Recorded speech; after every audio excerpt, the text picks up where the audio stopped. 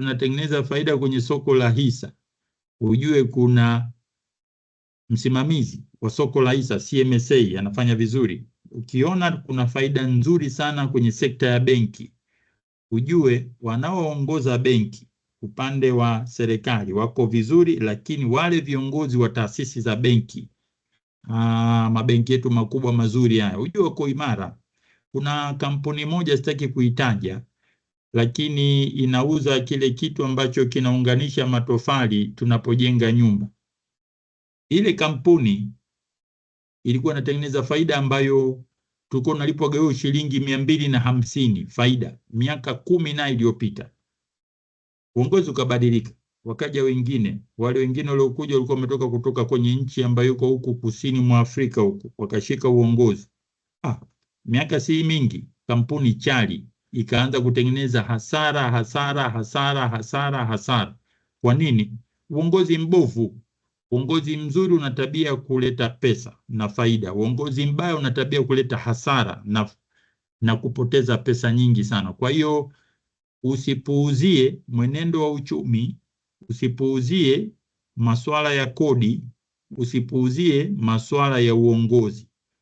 Yana direct impact kwenye investment zetu. Tunapokwenda kwenye mikutano ama unapotaka kununua kampuni, jiulize who is the leader? Jiulize mfumo wa kodi ukoje katika hiyo kampuni. Jiulize hali ya uchumi wa nchi ikoje. Hali ya uchumi wa nchi pengine nitaongea baadaye, lakini upande wako kulia nimeelezea baadhi ya majarida ambayo unaweza kuyasoma, ambayo unaweza kukusaidia zaidi kwenye kujua mwenendo na hali ya uchumi, ili usipitwe na ukafanya maamuzi mabaya. Kwenye uchumi, vitega uchumi vinategemeana. Uchumi mzuri unawekeza kwenye kijani.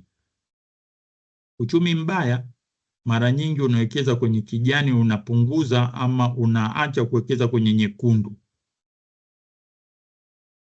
Kosa la 13, kutokujali umri wako na hali yako katika masuala ya uwekezaji.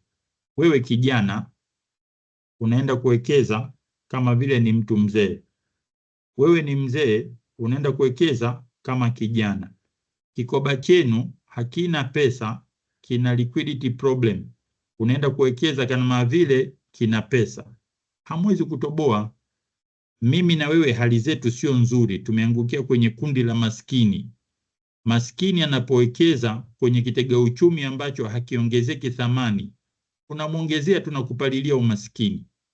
Lazima umwangalie mtu ile hali yake ya uchumi ikoje na ya kijamii, ili umshauri. Wewe ni mstaafu.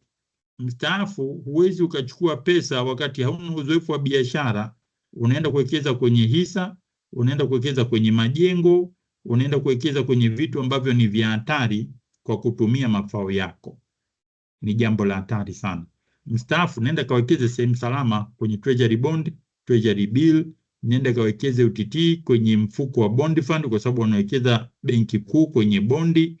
Hali ya usalama wa mtaji wako na mafao yako unakuwa ni mkubwa, na hivyo kujinasua ama kujitoa kwenye shughuli ambazo zinaweza kusababisha kupata hasara. Wewe ni kijana, ambapo nahisi wengi wetu hapa ni vijana. Narudia tena, kijana usiwekeze kama mstaafu. Wewe ni mfanyakazi. Mfanyakazi huwezi kuwekeza kama mstaafu. Mstaafu anawekeza kwenye bondi, na mfanyakazi hivyo anakimbilia bondi.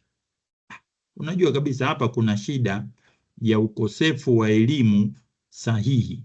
Wewe kama ni kijana, wekeza kwenye productive activities. Wekeza kwenye uzalishaji, wekeza kwenye kuongeza thamani, wekeza kwenye biashara, wekeza kwenye hisa, wekeza kwenye mifuko inayowekeza kwenye hisa zaidi kuliko wewe kama ni kijana mfanyakazi unaenda kuwekeza kwenye sehemu ambazo ni salama lakini haziongezi tija kwenye mtaji wako. Sawa, utalinda mtaji lakini utaliwa na inflation. Sawa, utakuwa na uhakika wa kupata faida lakini mtaji wako umedumaa, hela zako hazikui. Kwa hiyo unapomshauri mtu swala la uwekezaji, ni lazima uepuke kosa la kutokuangalia umri wake na hali yake ya kijamii na kitega uchumi anachotaka kuwekeza. So don't ignore your age and the socio-economic factors. Vijana wengi na hasa wakina dada, ni washauri tu kwa upendo, huu mchezo wa kuwekeza sehemu salama, nani atakayejenga nchi yetu hii na kuhakikisha kwamba tunawekeza sehemu ambazo zitakuza uchumi wetu? Wote tukiwekeza kwenye treasury bond na wote ni vijana, who is going to manufacture goods and services? Who is going to provide services kwa wale wazalishaji? Nani atakayetoa mitaji wakati watu wote tumekimbilia kwenda kuweka pesa sehemu salama? Kwa kidogo unaweza ukajikuta kwamba kama nchi tutapiga hatua, lakini wewe mwenyewe binafsi hautapiga hatua, kwa sababu sehemu uliyoiweka kwa kuangalia umri wako sio sehemu bora zaidi. Ingekupasa ufikirie tofauti. Kwa hiyo kosa hili nimeliona kwa wazazi vile vile. Wazazi wengi sana wanapowekeza kwa ajili ya watoto wao, wanachukua pesa kwenda kuziweka mahali ambapo hapaongezeki na sana sana panapungua. Ni jambo zuri kumfungulia mtoto akaunti, ni jambo zuri sana na ni lazima umfungulie, lakini wekeza pesa ya mtoto kwenye sehemu ambayo ina uwezekano wa kukua, ili kadiri umri wake unavyokuwa na thamani yake inaongezeka. Lakini ukienda kumwekea mtoto wako hela nyingi sehemu ambayo pesa ikikaa inapungua, kadiri anavyokuwa thamani ya pesa yake na kiwango cha pesa kinapungua, wakati una uwezo wa kumwekea pesa mahali ambapo kadiri anavyokuwa thamani ya pesa yake inaongezeka, na wewe kama mzazi majukumu makubwa ya kumgharamikia kwenye ada yatakuwa ni mepesi zaidi mbeleni, ikiwa umemwekezea kwenye sehemu sahihi akiwa mtoto, hasa kwenye sehemu yenye kijani kilichokolea. Kwa hiyo wazazi, tuwe makini, tusiwekeze kienyeji, hasa tunapofikia kwenye swala la watoto wetu. Tunawapenda ndio, tunatamani kuwawekezea kwa niaba yao ndio, but be careful, where do you put money matters.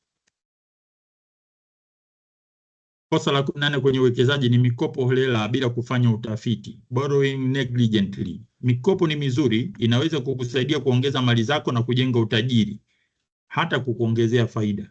Lakini usipokuwa makini, mkopo ni kama kisu tu, unaweza ukakukata pabaya, ukakukamua damu na ukakufilisi. Mikopo sio zawadi, inahitajika kulipa. Therefore, tuhakikishe kama unawekeza kwa kutumia mikopo, fanya hesabu kwa umakini. Sio jambo sahihi kwa mtazamo wangu. Mtu anakopa anatakiwa kulipa riba 18% kwa mwaka hadi 22, alafu anachukua ile pesa anaenda kuiwekeza mahali panapolipa 12%. Tangu siku ya kwanza anapiga hasara ya 6% hadi 7% kwa mwezi ama kwa mwaka. Ni jambo zuri na linakubalika ikiwa utaenda kukopa mahali riba kwa mwaka ni 5%, halafu ukaweka kwenye 12%. Tangu siku ya kwanza una uhakika kwa mwaka wa kwanza utapata 7% kama faida.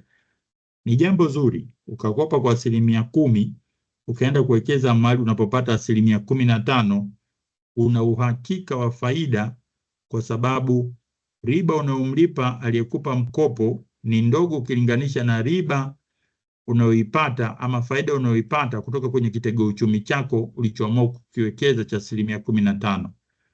Kwenye mikopo usiwe mwepesi wa kuuliza wapi pa kusaini, nipeni ni saini.